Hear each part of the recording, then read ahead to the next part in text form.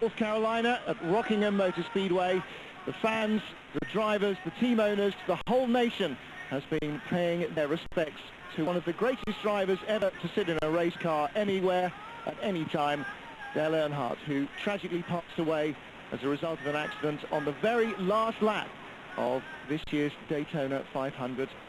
All the drivers all week have been wearing Dale Earnhardt's number 3 sweatshirts and t-shirts, and the whole of the Winston Cup has been profoundly affected by this unexpected and tragic accident. Oh, say, can you see proudly we hailed at the twilight's last gleaming, whose broad stripes and bright stars through the pale. Well, he didn't have to be at the Rock to be touched by that tribute by the entire crowd, the fans, the teams, the drivers, everybody in NASCAR. And undoubtedly Dale Earnhardt's death will have as big an effect on NASCAR as that of Ayrton Senna did on Formula One, and across the world the knock-on effect. But racing continues, and on pole position, another Dale Earnhardt Enterprises car. It was, of course, his 2 cars that finished first and second in the Daytona 500. And at the Rock, it was pole position, and what a poignant time for Steve Park to line up first. And you can see Michael Waltrip rejuvenated with that first victory at Daytona, starting on the outside of row 4 in car number 15. Rookie Kurt Busch moving up from the Busch series in the 97 machine on the outside of row 5. Change to the crew of Jerry Nadeau's car, the 25 car. Chief mechanic Gordon Gibbs subbing in for sick Tony Furr as his chief engineer. And for Dodge, well, no repeat of the all-Dodge front row at Daytona. Maybe those salad days have passed already. New look, of course, for former champion Dale Jarrett's car with the brown and white of the UPS colour scheme on it, as opposed to the Ford credit that we have been used to seeing so many years.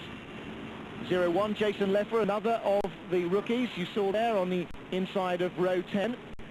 And with a moist track and very humid and overcast conditions, the most experienced drivers at the Rock will certainly be those that have something over the rest.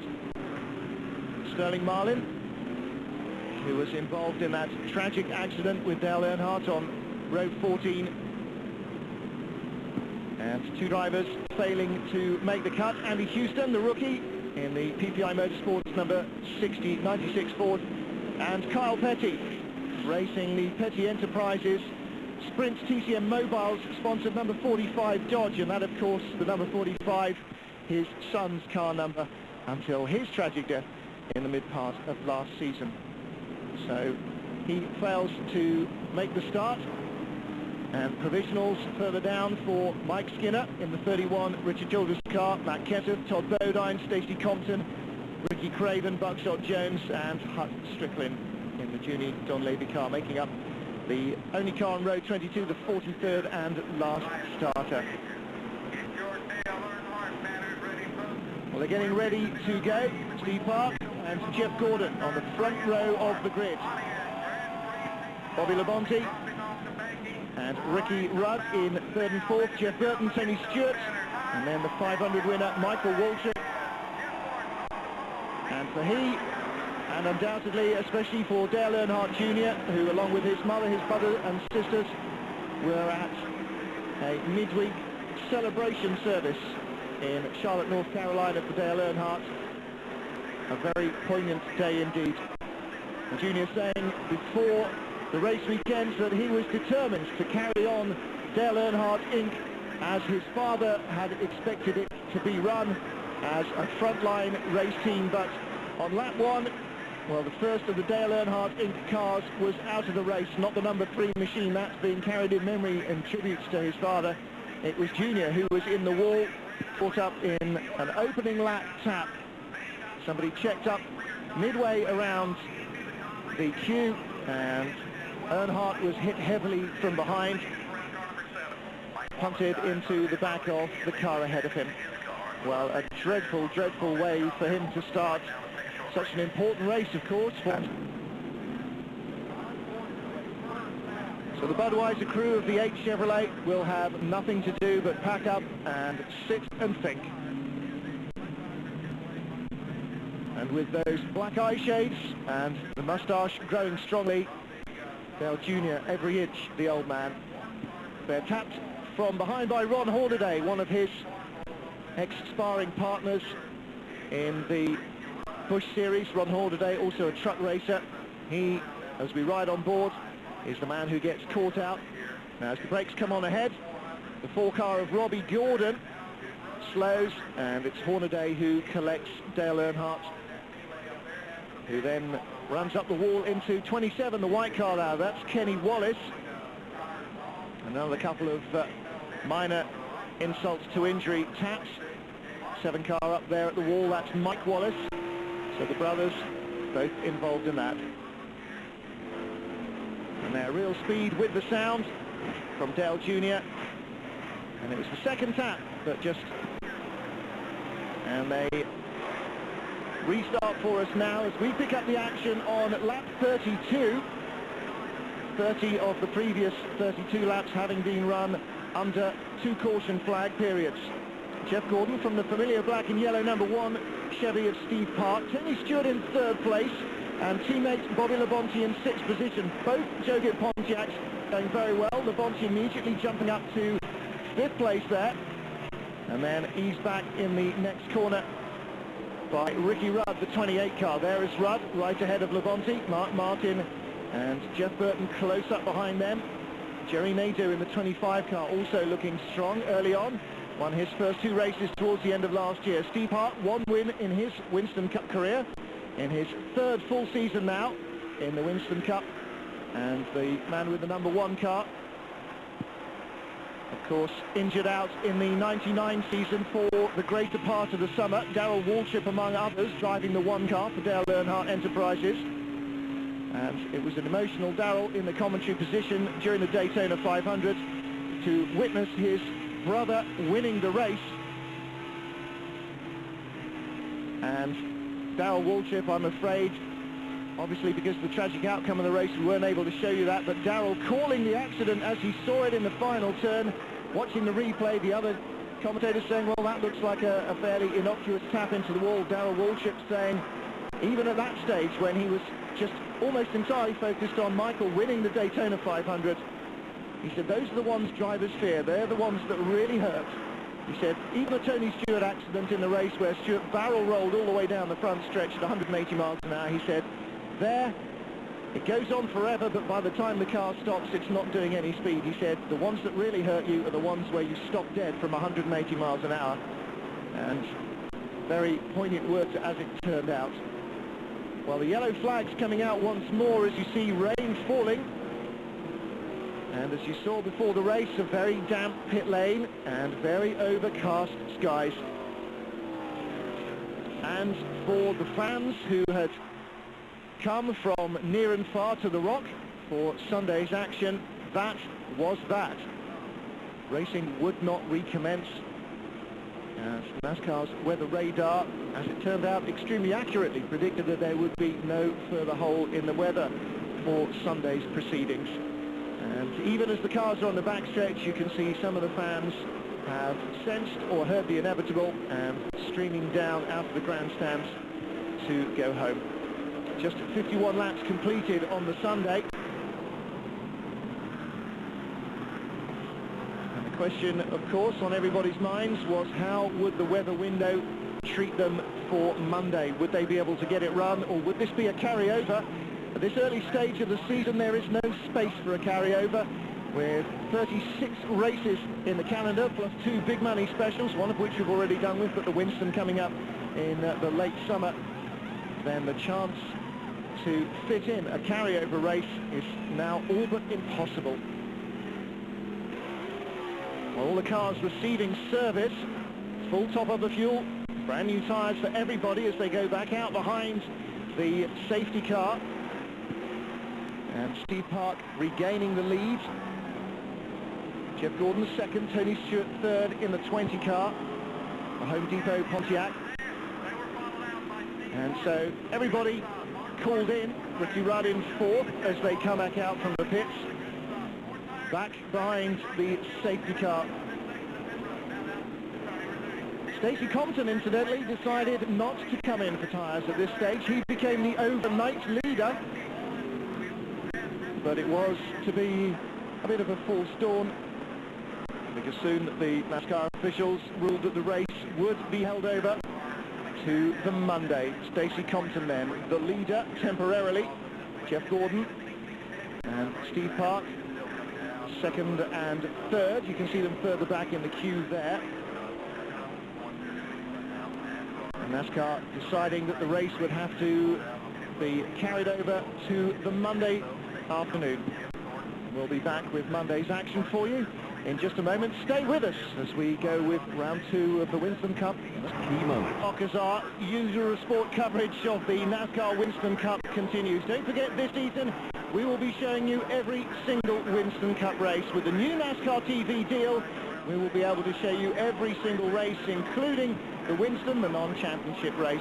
And this race in memory of number 3 Dale Earnhardt, who passed away, of course, in the tragic final lap of the Daytona 500. Again, we would have loved to have shown you that race. It was such a thriller with the new NASCAR Super Speedway rules right up until that final corner. But I hope you understand that we really felt, in the end, probably very difficult to show a week later and be enthused about a race in which you know, before you go into it, what the tragic outcome of the final lap was going to be.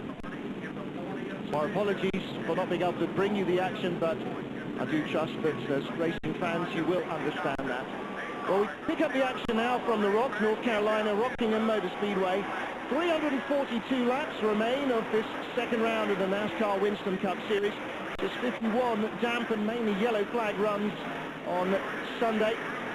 And the overnight leader, Stacey Compton, who had not stopped in the 92 Kodiak Dodge, quickly dispensed with by Jeff Gordon and Steve Park, the front runners in that very different looking opening 51 laps.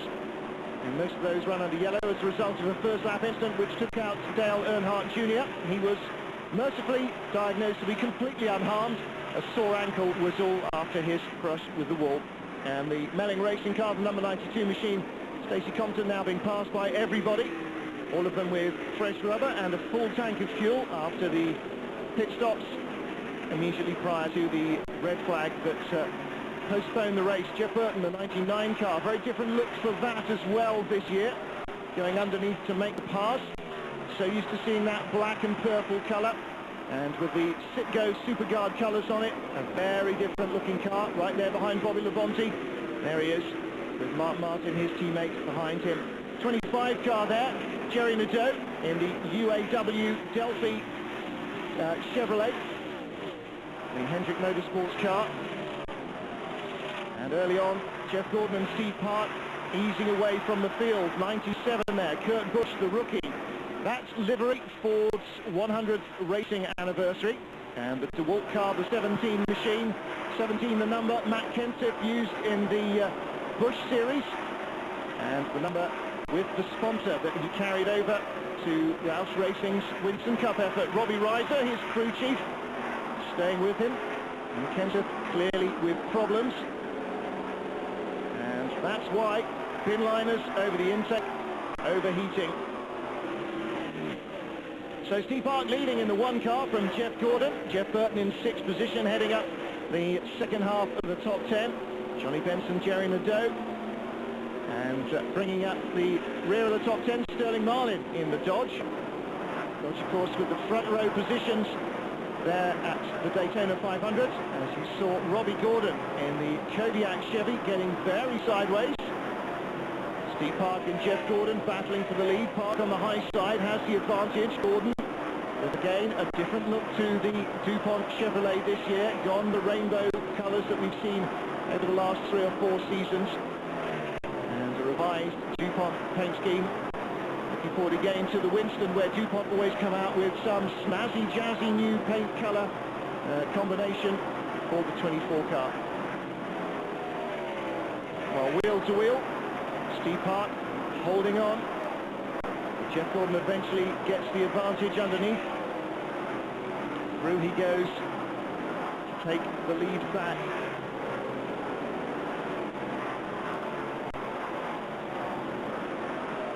And Jeff Gordon, having suffered a period in the doldrums over the last 2 seasons, really desperate to put that behind him, regrouping with Robbie Loomis as crew chief in Hendrick Motorsports. 24 car, hoping to get back to the front after losing, of course, not only all the Rainbow Warriors, but the crew chief that made such a difference to him and with who he won his championships, Ray Evernham. Evernham now heading up the entire Dodge factory NASCAR effort, as well as his own Evernham Motorsports operation. Service for the 32 tied car of Ricky Craven. Steve Park also in and out sharply for service. And Jeff Gordon, well, coming together with the 14 car of Ron Hornaday, the Conseco Pontiac, the AJ Foyt racing car. I guarantee AJ will say, good boy, don't let anybody intimidate you, you do what you want. Sterling Marlin, the Coors Light Dodge this year. Chip Ganassi Racing, of course, the IndyCar team owner. And Steve Park still holding on to that lead. Jeff Gordon right with him. Sterling Marlin in 3rd place, by the way. Before those pit stops, Dale Earnhardt car, number 1, starts to catch one of its stablemates, if you like, the Richard Childress racing car, number 31, the Lowe's Home Improvement Chevy of Mike Skinner. And as he gets back out of the throttle, going into the previous turn, loses a fraction of momentum to Jeff Gordon. Gordon using the tight lower line, drops back again mid-corner. Park gets a little squirrely in the high groove. And Jeff Gordon just easing his nose in front.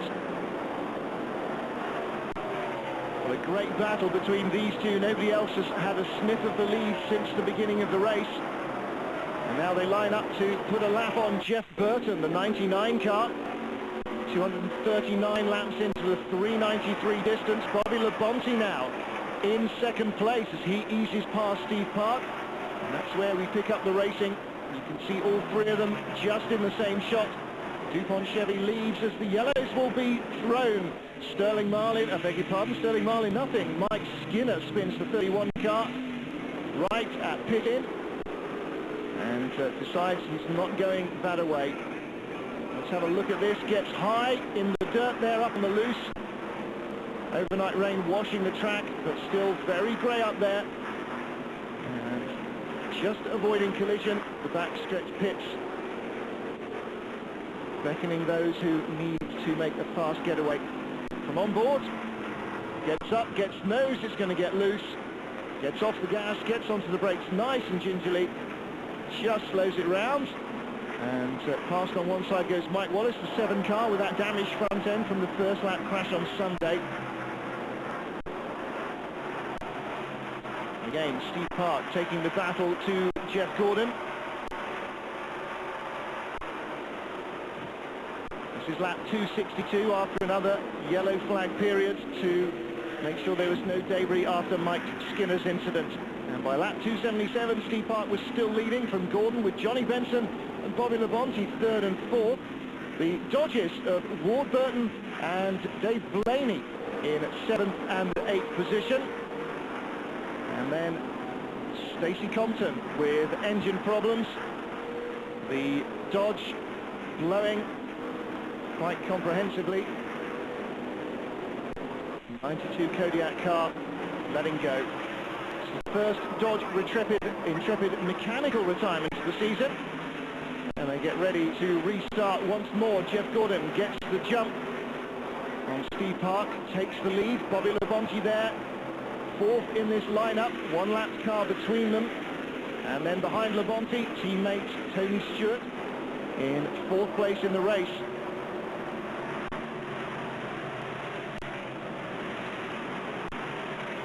So weather continues to be ideal.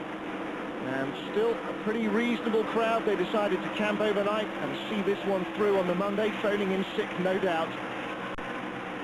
It's Jeff Gordon from Steve Park. Plenty of midfield action. The 9 car there of Bill Elliott getting tagged from behind, just a touch from Ricky Craven's tied Ford. But out front, it's still an all-Chevy battle for the lead. More in a moment. Coverage of the Winston Cup. This is round 2, the Rock, Rockingham, North Carolina. We've seen the battle developing throughout the race between the two main protagonists, Jeff Gordon and Steve Park, but some of the best of the action was further back. This is the battle we touched on just before the break for 7th place.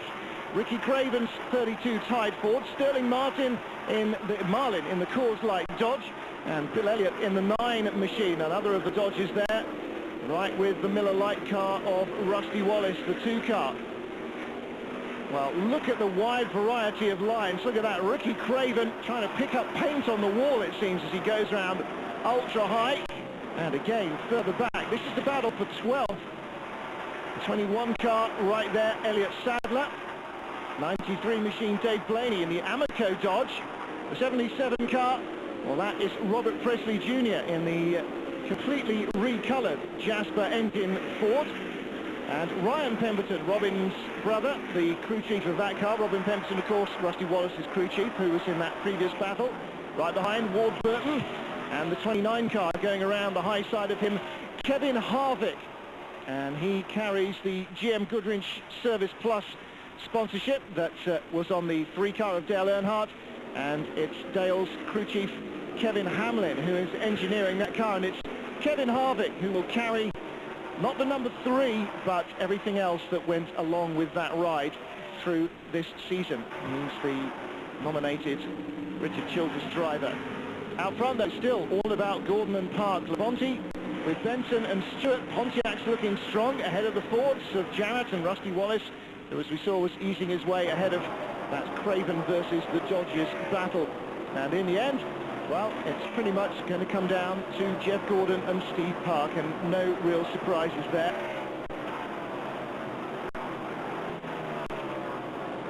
.333 laps in, you saw the way it was. Just 60 laps to go, and nobody within visual sight of the race leaders. Behind them, well, the Pontiacs, 3rd, 4th and 5th. And lots of midfield battling. Of course, this not affected at all by the new aero package for the super speedways. The Rock doesn't use that. It's not a restrictor plate track. But here come the race leaders, towing each other around and coming hard up behind that squabbling pack. Question is, can Steve Park manage to pull in Jeff Gordon, take advantage perhaps of a bobble in traffic, and get the lead back? And if he does so, will it be enough for him to hold it to the closing stages? Now, is Gordon forced to run wide there? Or is he using the high line by preference to keep his tyres alive? Don't forget the unusual way that the event happened. 51 mainly yellow flag laps on Sunday, and the bulk of it 342 laps on this hot and sunny Monday. Very different setup needed for the cars to that with which they went into Parc Ferme overnight from the damp and very oppressively humid Sunday afternoon. So of course all the engineers and the drivers will have been chasing their setup all the way through the remainder of the race to try and dial the cars back in to those conditions of thinner air, greater temperature coming through from the tyres, but also the slightly cleaner racetrack as well. So plenty for the engineers to do, and these two have got their hands full just with each other. And what a race this is turning out to be for the lead again. Steve Park allowing the back end of the car just to step around. That really doesn't seem to faze him much. For a young man who grew up, of course, on the dirt ovals and the sprints, as Steve Park, as indeed Jeff Gordon did, then that's really not too much of a problem. It's like being a dirt biker who then goes into Grand Prix motorcycle racing. When the back end starts to move around, well, it's been doing it all your life. The fact that it's on a hard surface on slick tyres doesn't really seem to bother them too much. And Park back in the lead now. And can Jeff Gordon hold on to him? in the closing stages. Gordon will need to be close enough to try and take advantage once more of those battles up ahead. Look again. Gordon once more right up on the high line, up against the paint at the rock. And plenty of room low down for Steve Park, and that number 1 Chevrolet really holding the line very well indeed. Crew Chief Paul Andrews and Steve Park working exceptionally well to get the car dialed in again.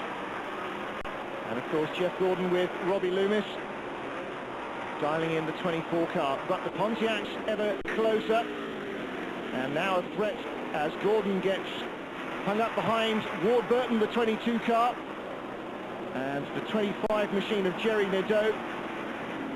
Here comes the Joe Gibb Racing Pontiac of the champion.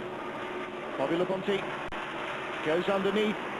There is Joe Gibb, former head coach of the Washington Redskins, Super Bowl winner, and now the Super Bowl winner in another sport with his team. Conquered American gridiron football and now has conquered the motor racing equivalent. Down low, Johnny Benson, but right up against the wall, the Miller Lite car. Rusty Wallace in desperate tyre trouble.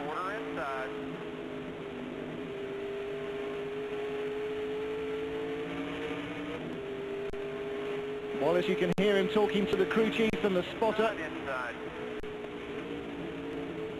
Inside they're saying, which means he can't go down to the paint because they're streaming by him. And the higgledy-piggledy mixture of yellow and green flag tyre stops starting to take their toll on some of the field. Rusty Wallace losing the battle there with Ricky Craven's tied Ford. And Steve Park driving away, Labonte in second place. And here comes Craven again. Didn't get the job done in the first turn. Last lap round. Rusty Wallace again trying to come back. Once more you can hear the spotters calling. And they'll be calling clear, clear to Ricky Craven. Clear all around is the call for both men. That time that was Rusty Wallace's spotter again talking to him.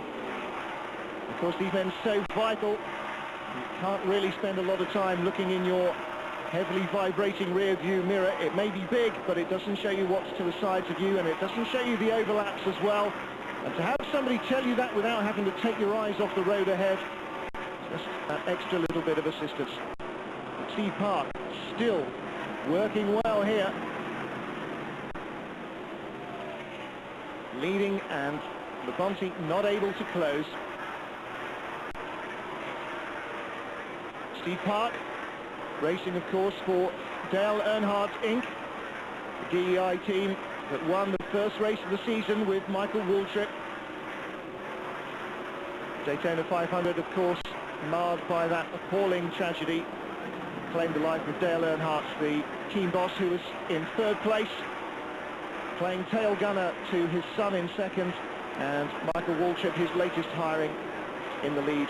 And Waltrip winning his first ever Winston Cup race in 342 starts of the Daytona 500. What an emotional day. What a roller coaster for all of them involved in the team, for all of the fans, and for Darrell Waltrip, seeing his brother win his first ever race. His first race as a race commentator with Fox, in the box, watching Michael win, calling him all the way round as if he was the crew chief or the spotter for the final 10 laps. Seeing him win, and then seeing the accident to great friend and arch rival Dale Earnhardt, and then less than an hour later hearing the tragic news. Well, what a roller coaster ride for everybody. And now, just 8 days later, Steve Park, another of the DEI cars, the Dale Earnhardt Incorporated cars, leading this race into the closing stages. And still on the charge, Ricky Craven, easing his way past Johnny Benson there in the Valvoline Ford. Benson, former driver for Roush Racing. Of course, we're used to seeing those Valvoline colours on Mark Martin's car, the 6 car. But they went with Johnny Benson this year to the MBV Motorsports team. He's engineered by James Ince. And Mark Martin with the Pfizer Viagra colours on his Roush Racing Ford.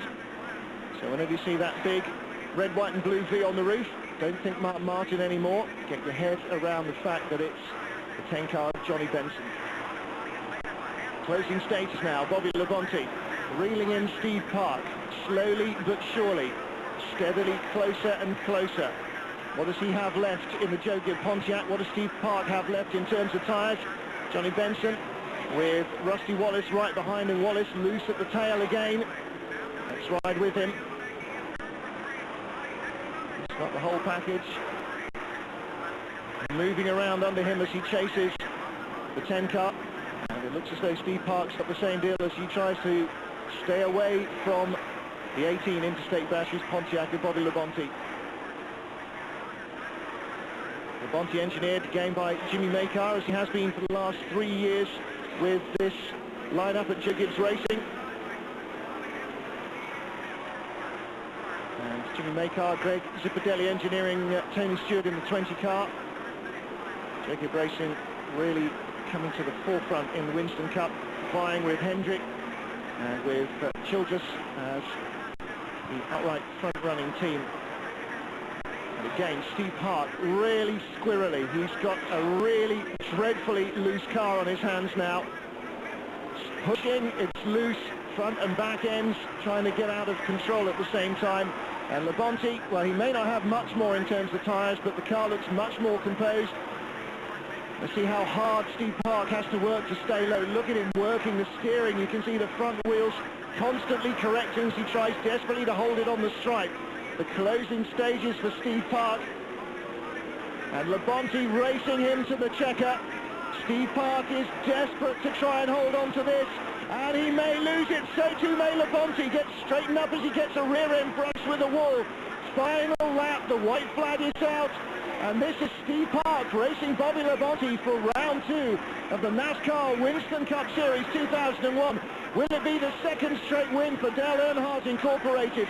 Will it be the second ever career win for Steve Park? Or will Bobby Labonte, the 2000 champion, be able to take victory? Park is very loose again. Labonte doesn't need the wall to straighten him up. He dives low, but there's no room. And Park takes the checker as he wins. The #1 Dale Earnhardt Inc. car wins round 2 of the series, and the crew, and surely all of the Richard Childress Racing and Dale Earnhardt crews, will be absolutely thrilled with that. A fitting salute indeed to the man who owns the car. And Steve Park with a #3 cap out of the window. Bobby Labonte waving his as well as he went past all the drivers, every single driver in the field, with a #3 cap in the car, so that if they were the driver that won this race, they would get the chance to pay the tribute.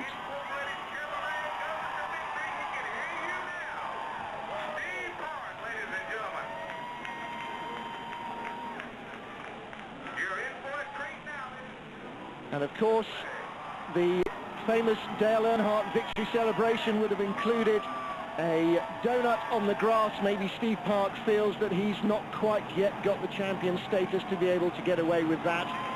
But a fitting tribute anyway from the young man. His second Winston Cup victory. And Michael Waltrip, last weekend's winner, stops to exchange salutes with this weekend's winner.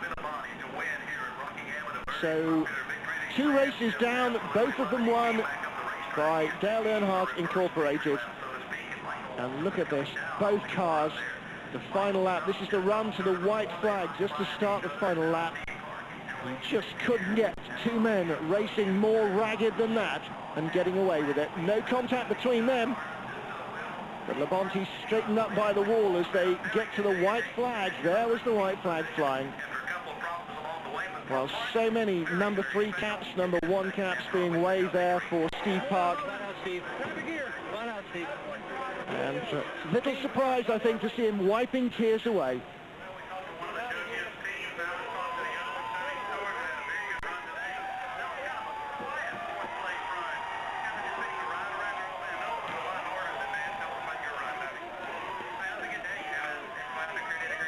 Well, Steve Park, as you can see, clearly thrilled with that, his second ever Winston Cup win.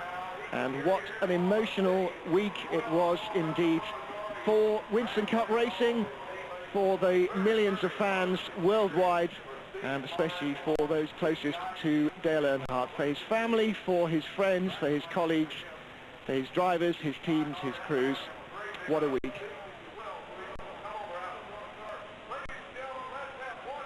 So Rusty Wallace, bizarrely, takes the lead of the championship now after 2 races, 311 points to Sterling Marlin's 298. Michael Waltrip, just 7 behind in 3rd place. And Steve Park moves up to 5th place in the points, with that his 2nd career win. Well, as I said at the top of the show, a dreadful week indeed. You never lose a champion easily, and one of the statue of Dale Earnhardt will never be replaced and surely never be forgotten, and it can't be long, I'm sure, before NASCAR retire the number 3 from competition for good. And to round up this week's NASCAR coverage, it's bye from me with